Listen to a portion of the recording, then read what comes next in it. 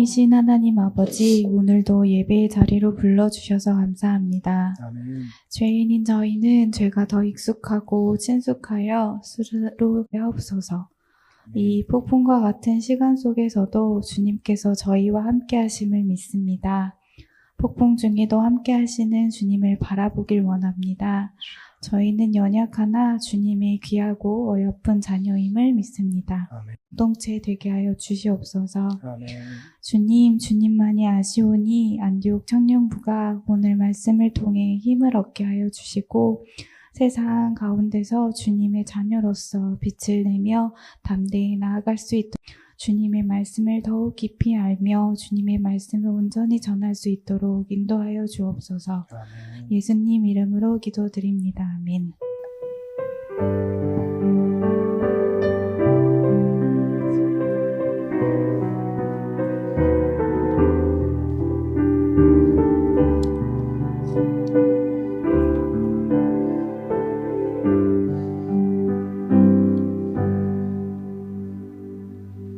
사도신경으로 우리의 신앙을 고백합시다. 시작.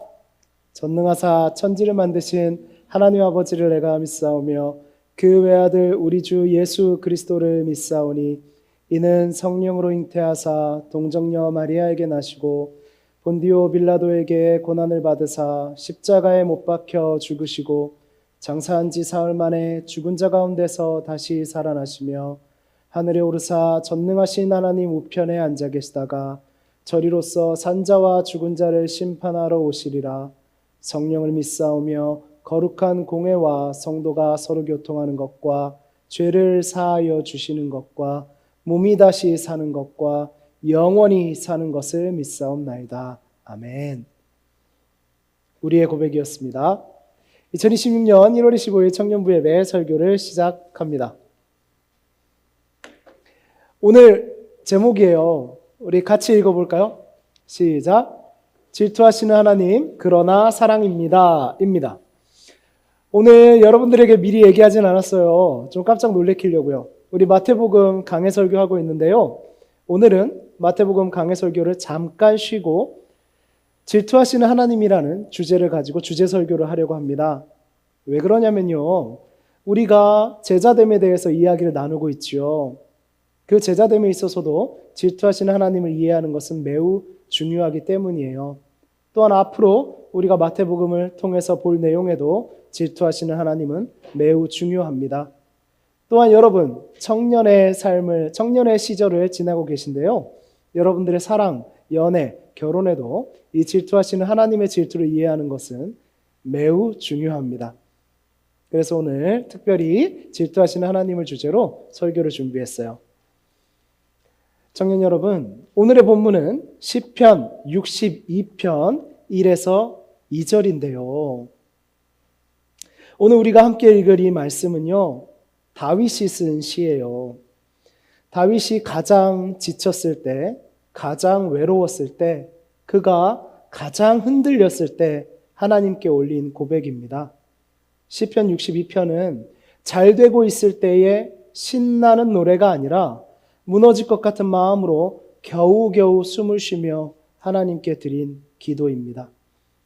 그래서 이 말씀은 지식이나 정보가 아니라 하나님을 바라보는 마음입니다. 우리 이 말씀을 그냥 읽지 말고 우리의 이야기처럼 들어보기를 원합니다. 오늘은 말씀을 듣는 방법을 조금 바꿔봤어요. 제가 한 절씩 읽고 그 한 절에 대한 짧은 멘트를 할 거예요. 여러분들은 말씀의 시선을 고정하시고 마음을 고정하시고 들어주시면 됩니다. 자, 읽겠습니다. 시편 62편 1에서 2절이에요. 나의 영혼이 잠잠히 하나님만을 바라며. 청년 여러분, 이 고백이 얼마나 어려운 고백인지 우리는 알고 있습니다.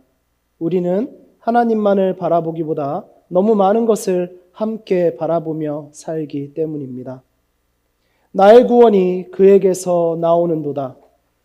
우리는 하나님 말고도 구원해 줄 것 같은 것들을 너무 많이 붙잡고 살았습니다.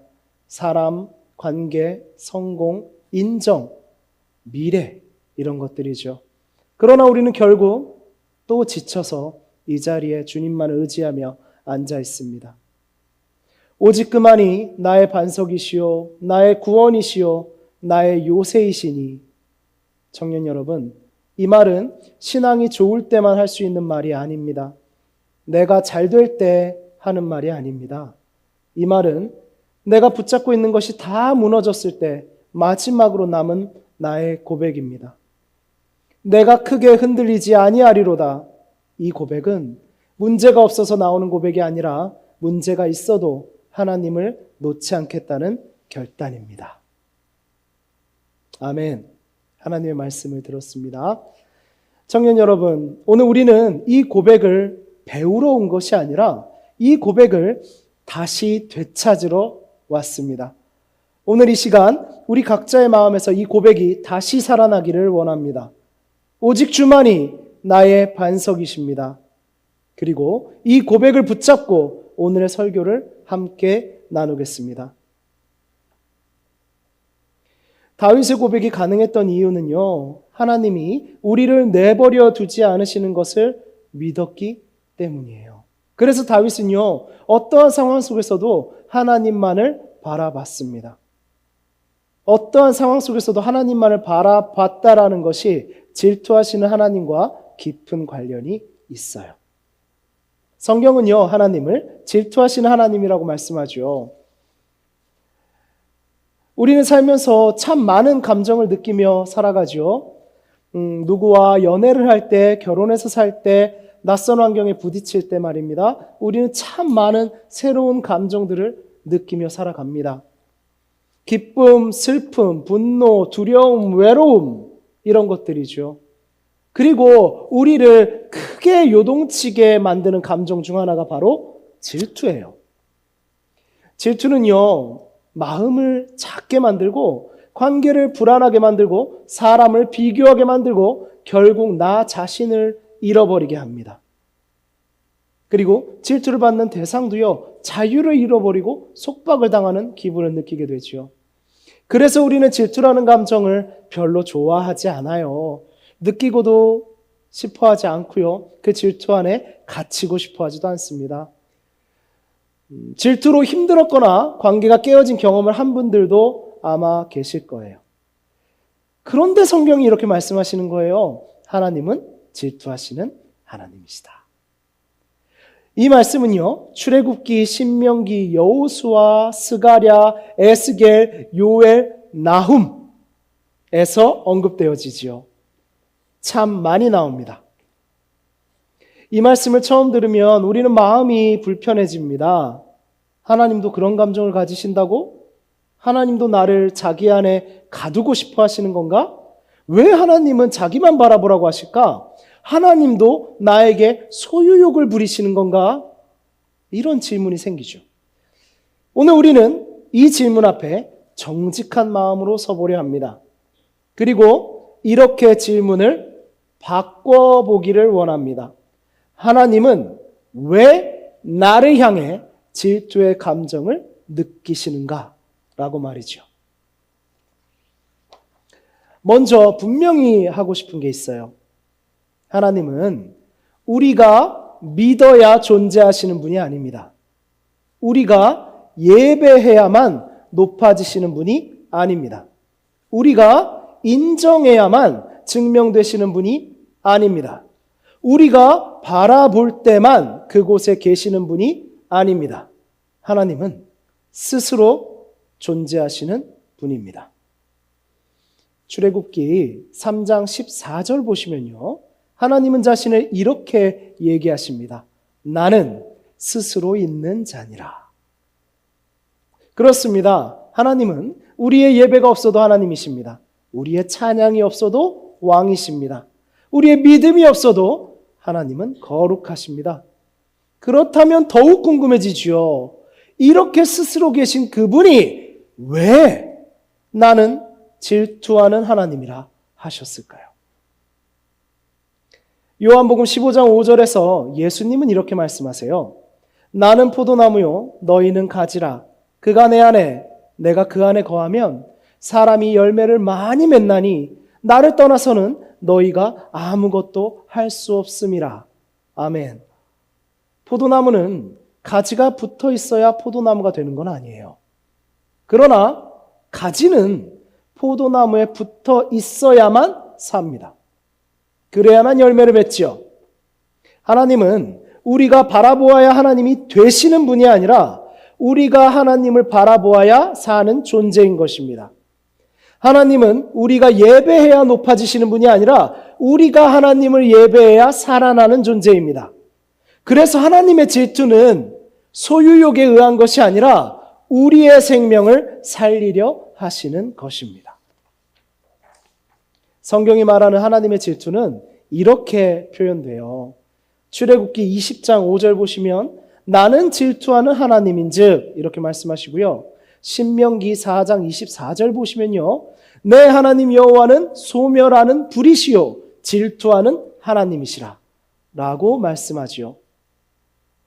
여기서 질투라는 단어를 살펴보면요. 히브리어 원어로 키나라고 합니다. 키나가 질투예요. 이 키나라는 단어는요. 단순히 시기심이나 소유욕을 말하는 게 아니에요.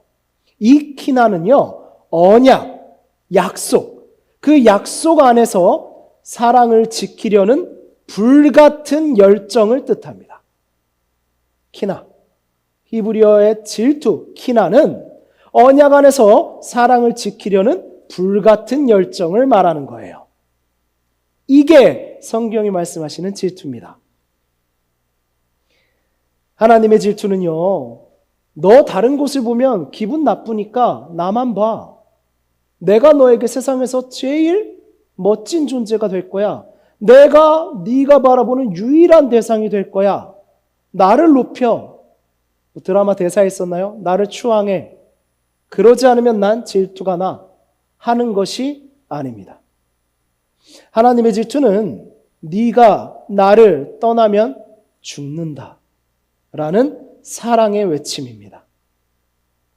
여러분 생각해 보세요. 사랑하는 상대가 죽음으로 달려가는데 누가 그를 불타는 마음으로 소리질러 붙잡지 않겠습니까? 그래서 사랑하는 사람이 죽음으로 가면 불타는 마음으로 소리질러 불러야 하는 것이에요. 사랑을 지키려는 불같은 열정, 키나, 질투입니다. 혹시 여러분은 누구에게 어떤 질투를 하시나요? 또는 하셨나요? 사람의 질투는 대개 이렇죠. 내가 그 사람에게 최고가 아니어도요. 내가 그 사람에게 최선이 아니라는 거 알아요. 그런데요, 도리어 그래서 더 질투를 느낍니다. 더 속박하려고 하지요. 사실 나는 아니까요. 이 부족한 내가 상대방을 소유하고 싶어요. 갖고 싶습니다. 그러다 보니 계속 더 불안해지고 사랑한다면서 상대의 자유가, 상대의 결정권이, 상대가 이미 자기 삶을 결정할 어른이 된 것도 분노가 돼요. 상대의 자유가 나의 분노가 되는 아이러니에 빠지고 말지요. 사랑한다고 말하면서 말이에요. 그 아이러니 속에서 인간의 질투는 관계를 망가뜨리고 맙니다. 우리는 하나님이 질투하시는 하나님이라니까 거봐 하나님도 질투하잖아 이런 말 많이 했던 것 같아요. 그렇게 배웠다라고 하신 분의 이야기도 들었어요. 우리와 같은 줄 알았죠? 그런데 하나님의 질투는 다릅니다. 그리고 하나님의 질투가 소유욕이 아닌 진짜 질투예요. 키나. 생각해 보세요. 하나님은요, 우리에게 최고이고 하나님은 우리에게 최선인 걸 그분이 아세요. 여기서 달라지는 겁니다. 하나님은 우리에게 유일한 생명이시며 하나님은 우리에게 최선이시기에 하나님의 질투는 정당합니다. 하나님의 질투는 사랑입니다. 하나님의 질투는 우리를 살리게 됩니다. 마치 부모가 아이에게 이렇게 말하는 것 같죠? 아이야, 그거 먹으면 안 돼. 큰일 나. 거기로 가면 다쳐. 그 길로 가면 망가져. 또는 그 관계는 너를 파괴해. 그래서 하나님 그 부모와 같은 마음으로 나만 바라보라고 하시는 겁니다. 이것은 통제가 아니라 사랑입니다. 이것은 통제가 아니라 자유입니다. 위험에서 벗어나야, 죽음에서 벗어나야 자유를 얻는 겁니다. 여러분이 어떤 행동을 할 때 여러분이 죽는데 어떻게 자유를 주장할 수 있습니까? 그 위험에서 벗어나서 마음껏 내가 자유로울 수 있는 곳에 이르러야 우리는 진짜 자유로운 겁니다. 하나님만 바라볼 때 우리는 억압받는 것이 아니라 위험을 피해 진짜 자유를 얻게 되는 것입니다. 청년 여러분, 우리는 하나님을 떠나도 내가 죽는다는 생각을 잘 못합니다. 당장 숨은 쉬거든요. 그리고 나를 만족시킬 수 있는 재미난 것들이 많이 있거든요. 죽는 줄도 모르고요. 마약에 중독된 사람들은요, 50 넘은 노인 마약 중독자가 거의 없답니다. 여러분 영화를 봐도 그렇죠? 노인 마약 중독자는 잘 등장하지 않아요. 왠 줄 알아요? 무섭죠? 마약 중독자는 노인 될 때까지 못 산답니다. 근데 그 마약이 너무 달콤하고 좋은 건 줄 알거든요. 어떤 말도 안 듣거든요. 자기를 다 걸고 그걸 또 하고 또 하고 또 하려 합니다. 자, 그 마약을 하는 것도 자유롭다고 말할 수 있습니까? 그렇지 않아서 하나님이 불같이 질투하시는 겁니다. 아멘. 우리는 하나님을 떠나면요, 마약에 빠진 사람처럼 우리의 의미가 죽고 우리의 정체성이 죽고 우리의 방향이 죽고 우리의 관계가 죽습니다. 그렇게 죽어가는 우리는 이렇게 말하며 살아가요. 하나님 대신 성취를 바라볼 거야. 하나님 대신 사람의 인정을 바라볼 거야. 하나님 대신 난 이 관계를 붙잡으면 돼. 하나님 대신 나는 미래를 잘 준비하면 되지 뭐. 이렇게 말하죠. 저도 이 말씀을 준비하면서 제가 하나님보다 더 붙잡고 있는 것은 무엇인지 돌아보게 되었어요.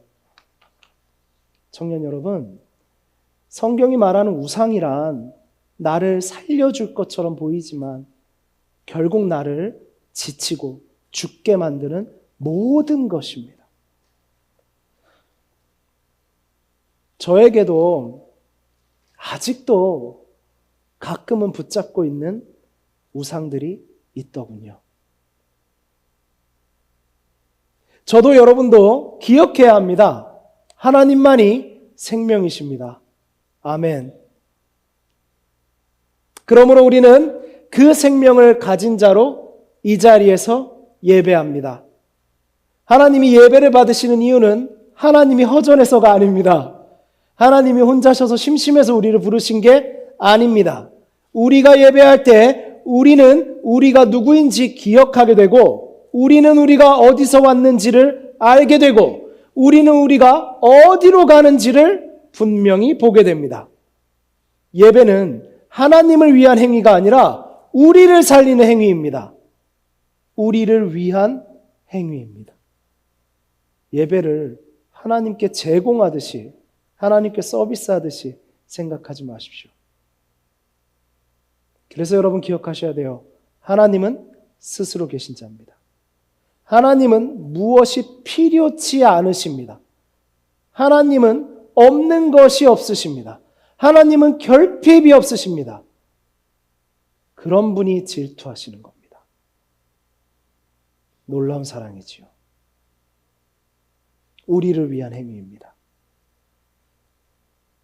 진짜 사랑해 보신 분들은 이 말을 알 거예요. 사랑하는 청년 여러분, 이제 우리를 향해 질투하시며 사랑하시는 하나님의 마음이 느껴지시나요? 하나님의 이 질투는요, 말로 끝나지 않습니다. 그냥 우리를 향한 경고처럼 끝난 게 아닙니다. 바로 십자가에서 하나님의 질투는 사랑으로 완성되었습니다. 하나님은 우리가 하나님을 떠나 다른 것을 사랑했음에도 우리가 하나님을 외면했음에도, 우리가 하나님을 배반했음에도 우리를 포기하지 않으셨습니다. 예수님이 그렇게 하셨습니다. 예수 그리스도의 사랑을 바라보십시오.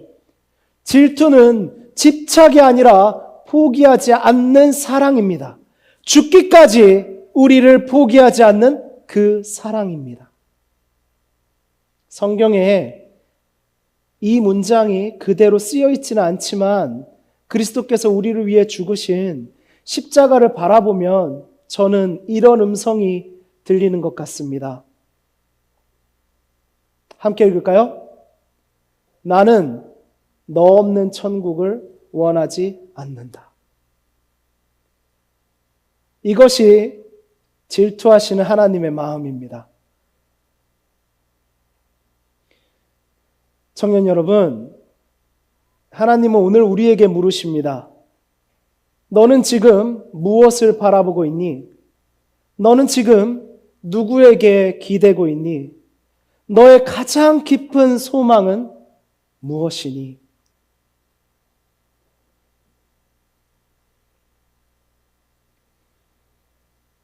그리고 이렇게 말씀하십니다. 나는 지금 이 시간 여전히 너 없는 천국을 원하지 않는다. 하나님의 질투는 우리에게 상처를 주기 위한 것이 아니라 우리를 다시 살리기 위한 부르심입니다. 설교를 마무리하겠습니다. 하나님은 우리가 바라보지 않아도 하나님이십니다. 그러나 우리는 하나님을 바라보지 않으면 죽습니다. 하나님은 우리가 예배하지 않아도 왕이십니다. 그러나 우리는 예배하지 않으면 방향을 잃습니다. 그래서 하나님은 질투하십니다. 그 질투는 소유욕이 아니라 우리를 향한 사랑입니다. 사랑하는 청년 여러분, 하나님은 오늘도 여러분의 상황이 어떠하든지 우리를 붙잡고 계십니다. 주님은 오늘도 이 시간에도 풍랑을 만난 배, 여러분의 그 인생이라는 배에 함께 계십니다. 우리가 하나님을 붙잡는 것보다 하나님이 우리를 더 단단히 붙잡고 계십니다. 그 하나님이 말씀하십니다.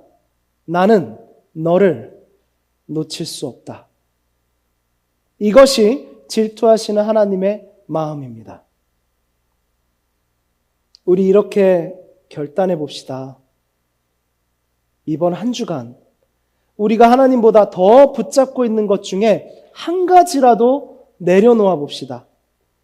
그것이 어떠한 성취이든, 그것이 어떠한 관계이든, 그것이 세상으로 받는 인정이든, 그것이 나의 미래를 위한 준비이든, 또는 내가 끊지 못하는 어떠한 습관이든, 그 어떤 것 하나라도 내려놓고 하나님께 이렇게 말합시다. 주님, 이것보다 주님을 더 사랑합니다. 사랑하는 청년 여러분, 하나님은 우리를 필요로 해서 사랑하신 것이 아니에요. 우리를 사랑해서 끝까지 붙잡고 계십니다. 하나님의 그 질투하시는 사랑의 이름이 오늘 설교의 제목입니다. 우리 다시 한번 함께 읽겠습니다. 시작. 질투하시는 하나님, 그러나 사랑입니다. 아멘.